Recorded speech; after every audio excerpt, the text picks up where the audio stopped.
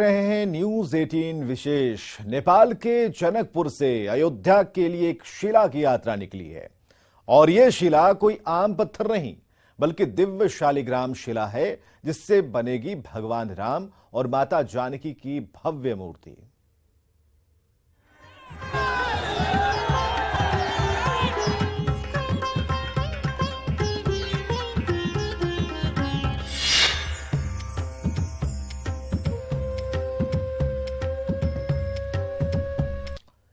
त्रेता युग में भगवान राम ने एक शिला का उद्धार किया था। अब कलयुग में एक और शिला का उद्धार होने जा रहा है और मूर्ति बनाई जाएगी। हाल के जनकपुर से भव्य यात्रा निकाली गई है।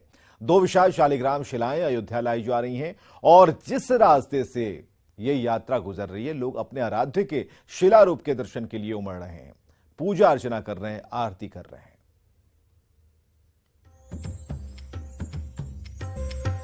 पुरी से निकली शालिग्राम की सवारी।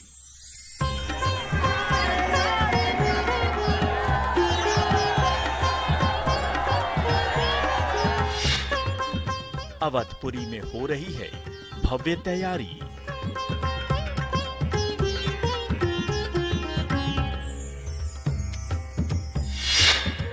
ये शिला अहिल्या नहीं, श्री राम बनेगी।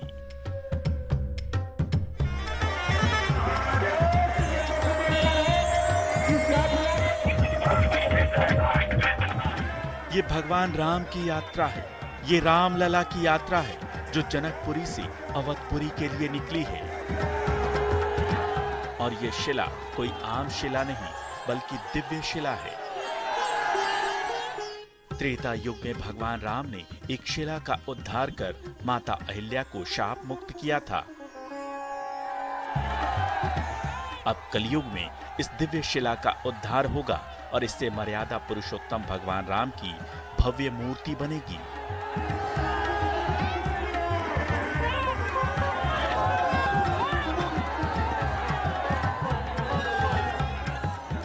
जहां तक आपकी नजर जाएगी, राम भक्तों का हुजूम नजर आएगा।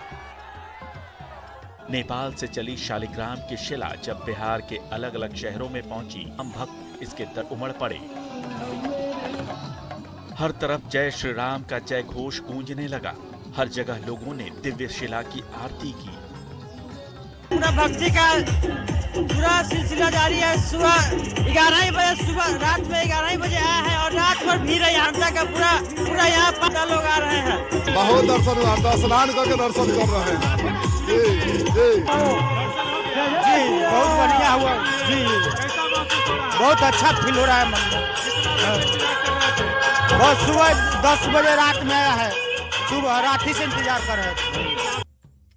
दोनों शिलाओं को फूलों और लाल, गेरुआ, पीले, सफेद कपड़ों में सजाकर सड़क मार्ग के जरिए अयोध्या लाया जा रहा है। 26 जनवरी को जनकपुर में 5 कोसी परिक्रमा के बाद ये शिलाएं रवाना हुई और 2 फरवरी को अयोध्या पहुंचेंगी। रास्ते में इन पवित्र शिलाओं के दर्शन और स्वागत के लिए श्रद्धालुओं की भीड़ उमड़ रही है। लोग इन शिलाओं को साक्षात भगवान का रूप मानकर पूजा अर्चना कर रहे हैं, भजन कीर्तन कर रहे हैं। आइल बानी सो वहाँ से भगवान जी से, सीता जी से हमनी दर्शन करे खातिर आइल बानी सो। हमनी के दुख छोड़ाई, फिर बना रखम तो हम जाम सो जुधो जाम सो वहाँ से हम दर्शन करे जा रहल बा। फिर हमनी के निमन से राखे, लड़का सियान के निमन से राखे, हमनी फिर जाम सो। क्या मंगल अभी आप गीत गा रही थी, मंगल गीत सुनाएंगे? मंगल गीत सुना रही थी।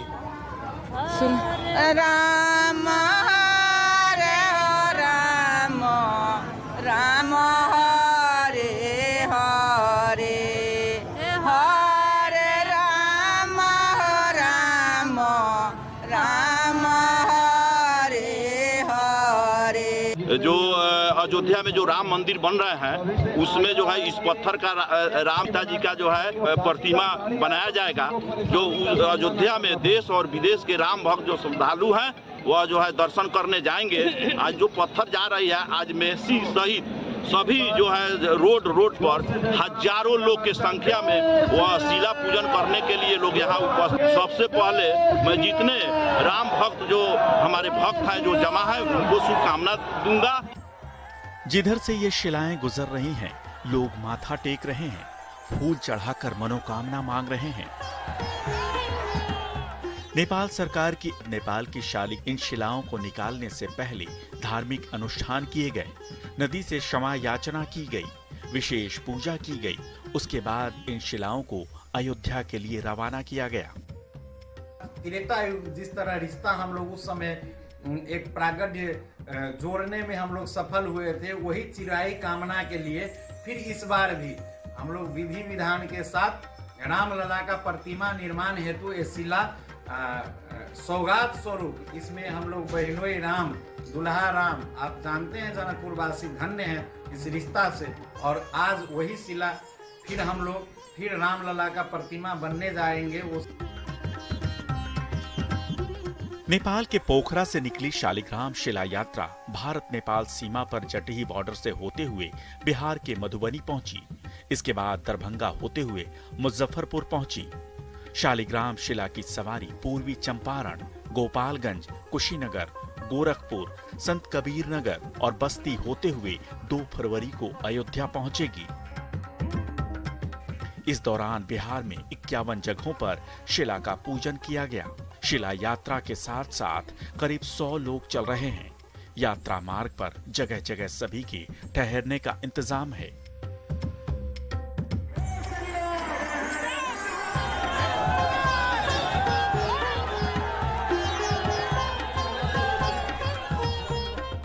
अयोध्या में रामलला के भव्य और दिव्य मंदिर का निर्माण काम तेजी से चल रहा है। श्री राम जन्मभूमि में राम मंदिर का 70% काम लगभग पूरा हो चुका है। गर्भगृह के पिलर 24 फीट तक बनकर तैयार हो चुके हैं। परकोटे का मंदिर तेजी से बनाया जा रहा है। राम मंदिर का निर्माण काम 3 फेज में होना है। पहले फेज का काम दिसंबर 2023 में पूरा हो जाएगा। इसमें गर्भगृह भी शामिल है। जनवरी 2024 में मकर संक्रांति के दिन इसी गर्भगृह में सोने के सिंहासन पर रामलला विराजमान होंगे। माना जा रहा है कि जनवरी 2024 में मंदिर में दर्शन पूजन शुरू हो सकेगा। राम मंदिर का दूसरा चरण दिसंबर 2024 में, जबकि 2025 तक मंदिर पूरा आकार ले चुका होगा। Bureau report, news 18।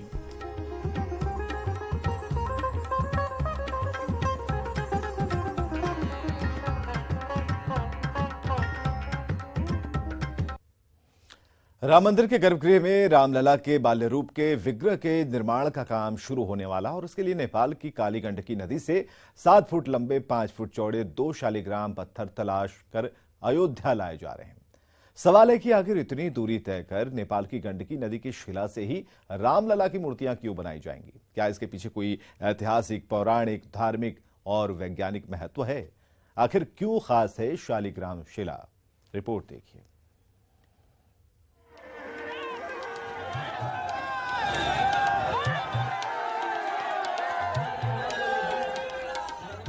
देश दुनिया में हिंदू आस्था का केंद्र बन चुकी अयोध्या नगरी अपने आराध्य के स्वागत के लिए तैयार हो रही है। राम मंदिर का निर्माण अपने चरम पर है। मंदिर का डिजाइन अब मूर्त रूप लेने लगा है और इसी के साथ शुरू हो गई है भगवान राम और माता सीता के विग्रह की तैयारी।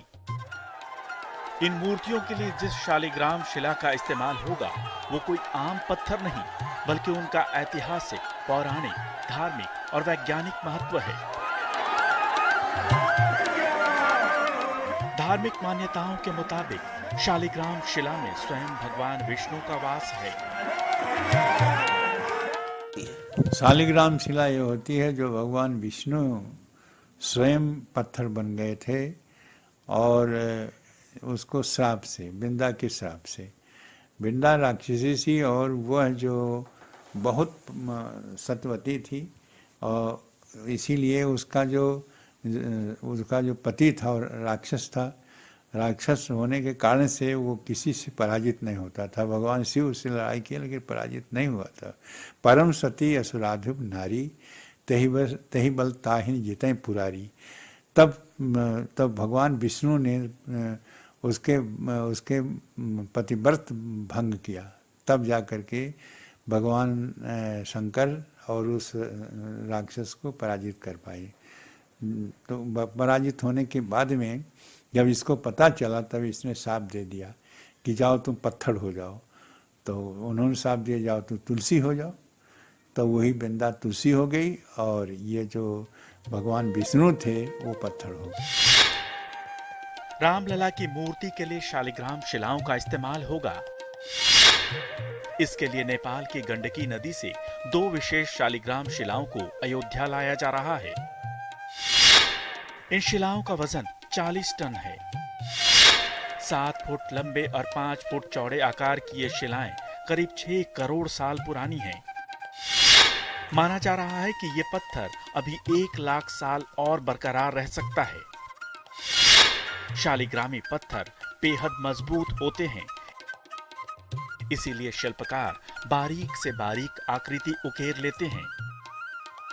मूर्तिकार इन शालिग्राम शिलाओं को भगवान राम और मां जानकी की मूर्ति का आकार देंगे। धार्मिक मान्यता है कि भगवान विष्णु ने ही त्रेता युग में भगवान राम का मानव रूप लेकर लीला की थी। माना जाता है कि ये पत्थर भगवान विष्णु का स्वरूप है। इसका वर्णन रामचरितमानस में भी है। इसीलिए शालिग्राम शिला से बनी भगवान राम और माता जानकी की मूर्तियों को राम मंदिर के गर्भगृह में स्थापित किया जाएगा। लेकिन जो बनेगी बहुत सुंदर बनेगी, बहुत अच्छी बनेगी, बहुत पवित्र, स्वयं वो पत्थर ही पवित्र है। और यहाँ पत्थर को जब बनाया जाता है किसी अन्य पत्थर को, तो बाद में उसको प्रतिष्ठित करने के लिए तमाम उसकी पूजा अर्चना होती है, उसका प्राण प्रतिष्ठा होती है। और ये प्राण प्रतिष्ठित मूर्ति इतने बड़े, यदि छोटा सा भी शालिग्राम के पत्थर है तो वह स्वयं पूजित है और स्वयं प्रतिष्ठित है। वहाँ कोई किसी प्रकार के प्राण प्रतिष्ठा नहीं करना पड़ता है। तो ये जो बन करके तैयार होगी भगवान राम की मूर्ति, वो अद्भुत होगी और बहुत ही महत्वपूर्ण है ये। शालिग्राम पत्थर नेपाल के मुक्तिनाथ काली गंडकी नदी के तट पर ही मिलता है। इस विशेष पत्थर की तलाश में एक टीम महीनों से जुटी थी। विज्ञान के मुताबिक यह पत्थर एक तरह का जीवाश्म है, लेकिन इसका धार्मिक महत्व बहुत ज्यादा है। शालिग्राम पत्थर को भगवान विष्णु यानी भगवान शालिग्राम माना जाता है और इनकी पूजा की जाती है। ऐसी मान्यता है कि इसे किसी भी जगह स्थापित कर पूजा करने से वहां लक्ष्मी जी का वास होता है।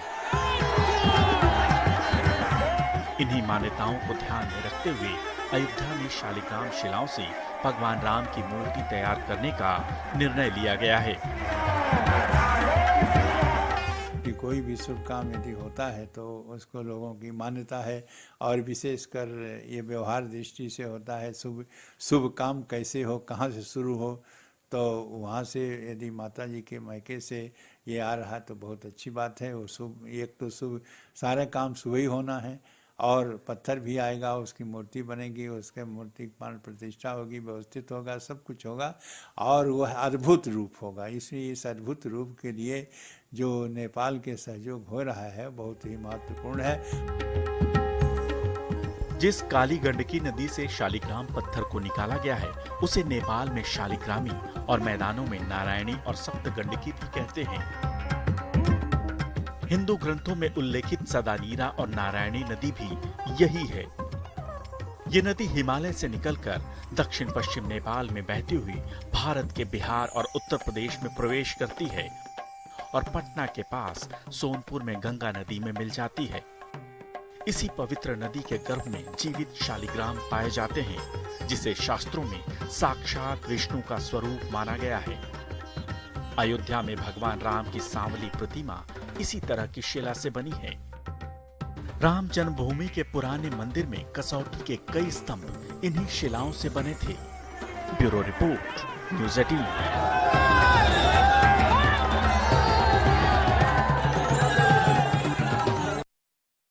(1528) में अयोध्या पर बाबर की सेना ने आक्रमण कर राम मंदिर को तहस नहस कर डाला था, लेकिन मान्यता है कि मुगल सेना को मंदिर में स्थापित राम दरबार की मूर्तियां नहीं मिली थीं। मंदिर पर आक्रमण से पहले ही मूर्तियों को सरयू नदी में प्रवाहित कर दिया गया था। सवाल है कि इसके बाद क्या हुआ था उन पौराणिक मूर्तियों का? क्या वो मूर्तियां सरयू नदी से फिर मिल सकी थीं? देखिए राम मंदिर विध्वंस से पहले के राम मंदिर की उन मूर्तियों की कहानी।